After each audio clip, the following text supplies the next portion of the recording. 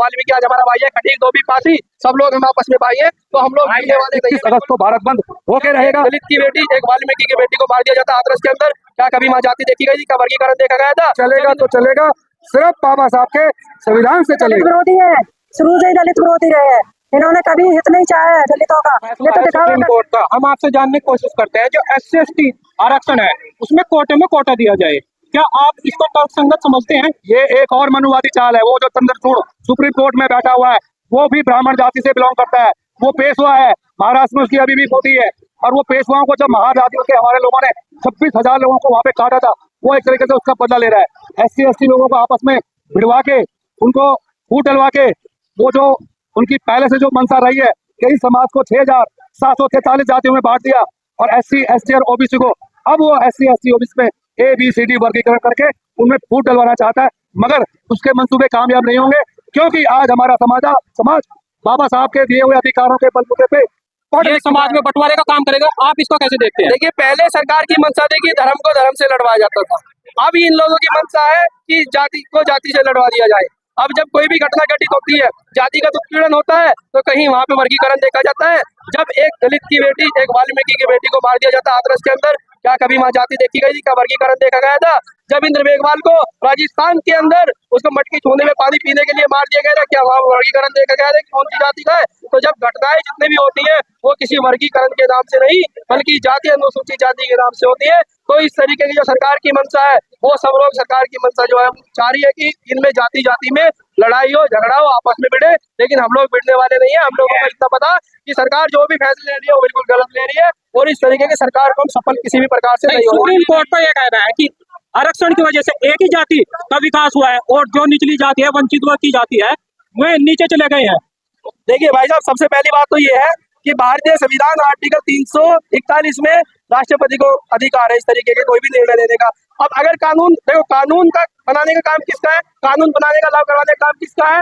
विधायकी का, जो संसद के अंदर लोग बैठे। अब ये जो लोग जो ये क्या नाम है इनका, ये जो सुप्रीम कोर्ट है, ये निर्णय नए नए प्रकार के ला रहे हैं। ये बताएंगे जो जिसका काम है वो अपने काम से भटक चुका है। और अगर ये लोग इस तरीके से कह रहे हैं सुप्रीम कोर्ट के अंदर जिस नई बैचेस से, जो 7 बैच की जिन लोगों ने फैसला दिया है, वो बिल्कुल गलत दिया है कि जाति के अंदर जाति। क्योंकि हम फिर भी यही बात कहते हैं, वाल्मीकि आज हमारा भाई है, खटीक धोबी पासी सब लोग हम आपस में भाई हैं, तो हम लोग भिड़ने वाले नहीं है बिल्कुल भी। हमें पता है कि जब एक वाल्मीकि, खटीक, चमार, जाटा हो या फिर मतलब किसी के भी साथ कोई भी हत्या या उत्पीड़न हो जाता है, हम लोग सभी प्रबुद्धता के साथ, अपने जनसंख्या के साथ, अपने बहुबल के साथ, जन सैलाब के साथ, सभी मान सम्मान की लड़ाई लड़ने के लिए वहां पहुंचते हैं। सुप्रीम कोर्ट का जो फैसला है, आरक्षण में आरक्षण हो और जो वंचित समाज है वो आरक्षण के बलबूते नीचे से ऊपर उठते, तो इस पर आपका क्या बयान? बोलना है कि दलित विरोधी सरकार है भाजपा, महिला विरोधी सरकार है, महिलाओं का आरक्षण भी ये खा रहे हैं, 33% पारित होने के बाद भी ये लागू नहीं कर रहे हैं, और दलितों के साथ अन्याय हो रहा है। बाबा साहब ने जो संविधान लागू किया, पूरा वर्ल्ड बाबा साहब को जानता है। बाबा साहब की प्रतिमा लगाने की हिम्मत कैसे हुई इनकी? इन्हें सम्मानजनक, सम्मान पूर्वक प्रतिमा को लगाना चाहिए और लगाना पड़ेगा, वरना हम ईंट से ईंट बजा देगा। दलित समाज बहुत जागरूक है, हम इनकी मनमानी नहीं चलने देंगे।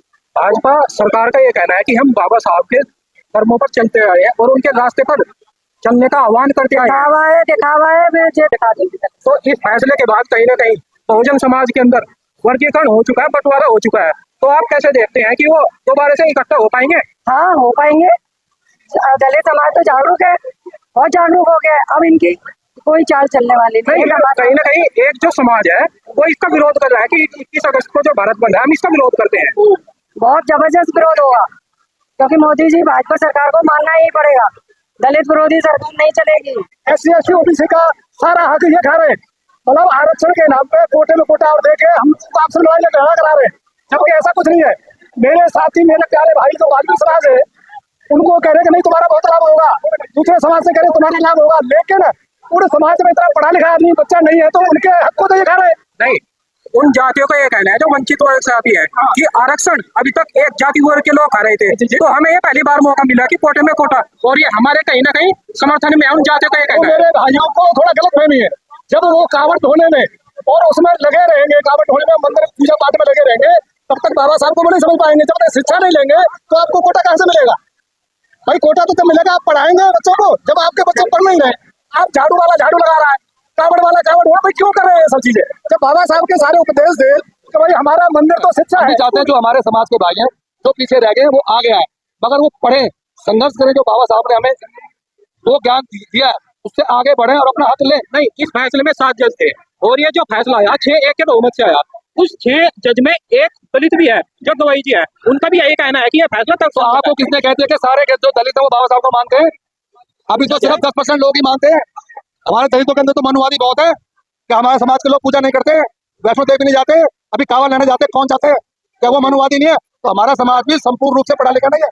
अभी सिर्फ 5-10% लोगों में जागृति आई है, बाबा साहब को पढ़ा है, उन्होंने शिक्षा ली है और वो अपने समाज को साथ लेके चलेगी, चाहे वो उसमें आज लगे हुए हैं हम जैसे लोग, आप जैसे लोग भी लगे हुए हैं। हम अपने समाज के लोगों को संभाले कि मनुवादी व्यवस्था से दूर रहें, बाबा साहब को पढ़ें, विज्ञान को अपनाएं, शिक्षा को अपनाएं, तभी हमारा भला होगा, ना कि कांवड़ लाने में, ना कि कहीं कुछ पूजा पाठ करने में। तो जिन लोगों ने वो चीज कर ली है आज वो आपके सामने खड़े हैं, और जिन लोगों ने नहीं करी है वो आज भी घर में बैठे, वो तो हमारे भाई। मेरा नाम नैन सिंह है। तो आप इस फैसले को कैसे देखते हैं जो हाईकोर्ट का फैसला है? हम कैसे ऐसे देखते हैं, जो पढ़ा लिखेगा वही आगे बढ़ेगा, जो पढ़ेगा लिखेगा नहीं वो आगे बढ़ नहीं सकता। चाहे टुकड़ों में बांट दो या एक में बांट दो, ये भाई बंधुओं को एक जगह बांटने की कोशिश की जा रही है। तो जो भाई है उनको बांटा जा रहा है, खान की जा रही है, उसमें ये काम करा जा रहा है। सरकार का ये मनुवादी विचार है। और हम लोग तो हमेशा ही बड़े भाई की भूमिका निभाते रहे। हम तो खुद उनके घरों में जाके, मोहल्लों में जाके उनके बच्चों को पढ़ाते हैं, उनको समझाते हैं कि आप संविधान पढ़ो, बाबा साहब को पढ़ो, बुद्ध को पढ़ो, विज्ञान को अपनाओ।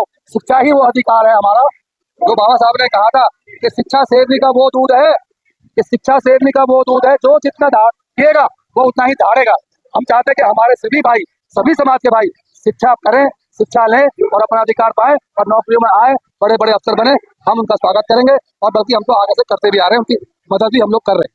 भाई, चमार जाति से अलग और जाति है जो वंचित समाज का, उनका ये कहना है कि आरक्षण सबसे ज्यादा जो लाभ पाता है वो चमार जाति पाती है, और जातियों का आरक्षण नहीं मिलता। चमार जाति छुट्टी, अभी जो पिछले 18 में भारत बंद हुआ था उसमें 18 बच्चे मरे, किसके मरे? 18 बच्चे मरे, जवान किसके मरे? वो चमारों के, जाटों के मरे, अम्बेडकरवादियों के मरे। तो हम लोग तो पढ़ रहे हैं, संघर्ष कर रहे हैं, वो भी संघर्ष करेंगे, पढ़ेंगे तो वो भी नौकरी पाएंगे। कहीं ना कहीं बाबा साहब का जो सपना था 85% जनता जो कि अनेक जातियों में बटी हुई थी, बाबा साहब ने इकट्ठा करके उनको बहुजन समाज का नाम दिया, तो इस फैसले की वजह से उनमें बंटाधार हो चुका है। क्या आप मानते हैं? देखिए, कुछ जब हमारा समाज आगे बढ़ने की कोशिश करता है तब ये मनुवादी हमारे बीच में ऐसा सबूका छोड़ते हैं और ये मंसूबे उनके कामयाब नहीं होंगे। अभी देश में बीजेपी की सरकार है, आरएस की चल रही है, वो भी देश में दोबारा से मनुवाद लाना चाहते हैं, दोबारा से आपको गुलाम बनाना चाहते हैं। तो हम सभी भाइयों को ये बोलना चाहते हैं, चाहे वो किसी भी समाज के हैं, किसी भी समाज के हैं, वो इनके बहकावे में ना आए, अपने बच्चों को शिक्षित करें और बड़ी से बड़ी नौकरी। ईडब्ल्यूएस आरक्षण है उसमें भी वर्गीकरण होना चाहिए, होना चाहिए। मतलब मैं नहीं, मैं तो ये कह रहा हूँ समानता से, जिसकी जितनी संख्या भारी होती है उतनी हिस्सेदारी होनी चाहिए। ये नहीं चलेगा तो आप 85 में आप अकेले, हमारे सारे लोग लड़ रहे हैं, आप 15 में लड़ाई खा रहे हैं। आप जुडिशल में चले आइए, सरकारी IAS में चले, पीसी में चले आइए, 99%, 95%, 98% सारे बराबर के होते हैं। अब चीफ जस्टिस को पूरे जो आज जो फैसला दिया है वो उसमें 99% जो मनुवादी लोग क्यों? कांग्रेस पार्टी और राहुल गांधी वे लगातार संसद में मांग उठा रहे हैं कि जातिगत जनगणना होनी चाहिए, लेकिन नहीं मानेंगे ये लोग। वो हमारे जो आज हमारे क्लब हमारे साथी थे जो बहुजन की बात करते, नीतीश जी, वो जाति संगठन पर जोड़ कर आज उनके साथ रखे, वो आज बोल बैठे हुए। तो भाजपा के समर्थन में है ना। हाँ, तो नहीं तो आप अपने उद्देश्य को भेज दोगे, अपने जमीन को भेज दोगे आप उनके साथ जाके। अरे आप राजनीति कर रहे हो ठीक है, लेकिन बहुजन समाज का SC ST का ध्यान रखिए। आप भी OBC से आते हैं ना, तो फिर आप जो है अपने समाज का हित करोगे तो ऐसी सरकार से क्या फायदा? तो उनको नीतीश जी को सोचना चाहिए कि बहुजन की बात है, OBC की बात है, तो हम इनके साथ खड़े हो। दूसरी बात, हमारा मांग ये है कि हम ये नहीं चाहते कि तो OBC को कोटा करे, हम चाहते हैं कि जितनी जिनकी संख्या भारी उतनी हमारी हिस्सेदारी। सुप्रीम कोर्ट के जज का ये कहना है कि जो हमने फैसला दे दिया है वो अटल है और अब यही लागू रहेगा, तो आगे की क्या रणनीति रहेगी? देखिए, सुप्रीम कोर्ट का फैसला SC ST एक्ट में भी था, जब 2 अप्रैल 2018 को सुप्रीम कोर्ट ने तब भी फैसला लिया था, लेकिन रोड मतलब जनता जो है वो रोड पे आई, क्योंकि ये देश सुप्रीम कोर्ट के जजों का नहीं है, इस देश के अंदर प्रधानमंत्री का नहीं है, इस देश के अंदर राष्ट्रपति का नहीं है। ये जो देश है ये देश की जनता का देश है, क्योंकि ये लोकतंत्र की व्यवस्था है। तो ये देश की जनता से चलेगा और ऐसे नहीं होगी जनता फैसला नहीं मान सकती, वो फैसला इनको रद्द करना पड़ेगा। अगर हम लोग उस फैसले का स्वागत करते हैं तो ठीक है, अगर हम उसका विरोध करते हैं तो इन लोगों को वापसी लेना पड़ेगा। नहीं, अगर वापसी लेंगे तो ये जो रोड है, हम इस रोड को पूरी को जाम करेंगे, पूरे देश को इसको बंद करेंगे, क्योंकि भारतीय संविधान में हमारे पास अधिकार है शांतिपूर्वक तरीके से हम हर प्रकार के आंदोलन, हर प्रकार के धरने। 21 अगस्त को भारत बंद का ऐलान किया गया है, क्या वो तर्कसंगत है? क्योंकि अगर हम भारत बंद करेंगे तो कहीं ना कहीं जनता को असुरक्षा महसूस होगी और अव्यवस्था होगी। देखिए, कोई किसी भी प्रकार का, सबसे पहली बात तो है कि 21 अगस्त को जो भारत बंद का एक आह्वान हमने कर रखा है, भारत बंद 21 तारीख का जो है, अभी तो हम लोग जो फैसले आए हैं वो 610 पन्नों की जो इनकी चार्जशीट है, जो फैसला है, जो जजमेंट है, उस पर हमारे अभी अधिवक्तागण जो है अभी उस पर विश्लेषण कर रहे हैं, उसकी गहनता कर रहे हैं, उसकी जांच कर रहे हैं, उसको ठीक से पढ़ रहे हैं कि क्या सही है क्या गलत है। अगर हम लोगों को गलत उसमें लगेगा तो 21 तारीख को जो भारत बंद का जो हमारा आह्वान है, हम भारत बंद करेंगे।